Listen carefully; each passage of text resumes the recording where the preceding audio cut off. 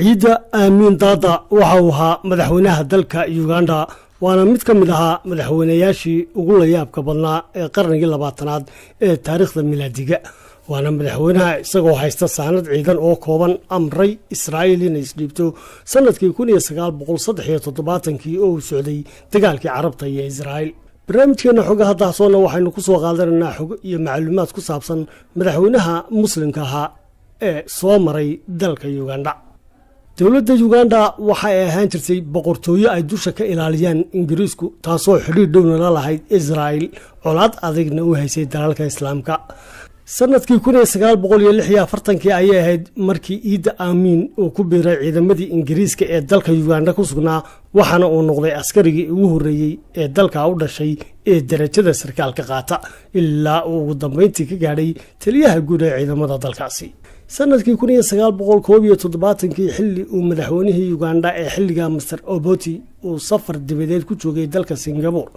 ayaa Idi Amin waxa uu qaaday inqilaab uu ku qabsaday xukunkii wadanka kuna noqday madaxweynaha rasmiga waana xilligii ay bilaabeen qisooyinka markii dambe inta badan bulshada caalamka ka yaabiyay kuwaas oo badankooda uu uga dan lahaa adkeynta diintiisa iyo wadaniyadiisa. talaabadii ugu horeysay ee uu qaaday Idi Amin markii uu madaxweynaha noqday waxay ahayd caydintii uu wadanka ka saaray hindidii ay Ingiriisku ku soo ururiyeen oo ahaa dadkii sida gaarka uga faa'iideysanayay khayraadka wadanka isagoo 90 maalmood gudahood dalka kaga caydiyay 70,000 oo hindi ah waxaana uu tababaray ciidamo gaar ah oo uu sheegay inuu ku xoreynayo Falastiin isagoo buugiisii ugu magacdaray mushkiladda bariga dhexe uu ku faahfaahiyay qaabka lagu xoreyn hogaamiyo dagaalka lagu xoreynayo Falastiin. Idi Amin oo ka jawaabay qaabkii ay cadaanka tirada yar u adoonsanayeen dadkii madowga ahaa ee Koonfur Afrika ayaa waxa uu cadaankii ku dhaqnaa wadankiisa ku soo rogay go'aamo lagula macaamulayo qaab adoonsi isagoo ku khasbay in marka ay isaga la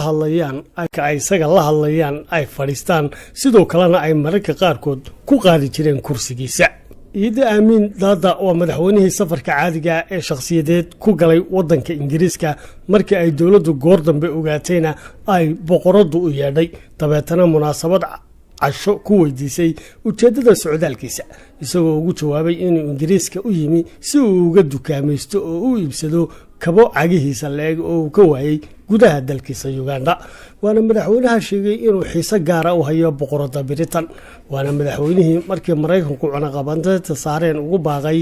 madaxweynaha Mareykanka inay labadoodu isu soo baxaan oo legdamaan ama feertamaan halka laga cunaqabateyn lahaa dad shacab oo aan waxba galabsan. waana madaxweynaha dhaqan geliyay in loogu yeedho magacyada ay ka mid yihiin saaxiibkii farxadda Baba boqorkii ugu dambeeyay ee Scotland taliyaha guud ee ciidamada Phil Marshall Alxaaji Idi Amin Dr Idi Amin madaxweynaha weligii dooran halyeegii jabiyay boqortooyada Britain iyo magacyo kale. 1979 ayay ahayd markii dowladda Tanzania oo taageero ka helaysay Britain ay ciidamo gaar ah ku tababartay dalkeeda kuwaas oo weerar aan dignin hore lahayn oo ay soo qaadeen ku soo galay caasimadda Uganda ee Kampala. waana xilligii uu Idi Amin u baxsaday dhanka dalka Liibiya dabeetana uu u gudbay boqortooyada Sacuudiga oo ku noolaa tan iyo markii uu xijaabtay sanadkii 2003.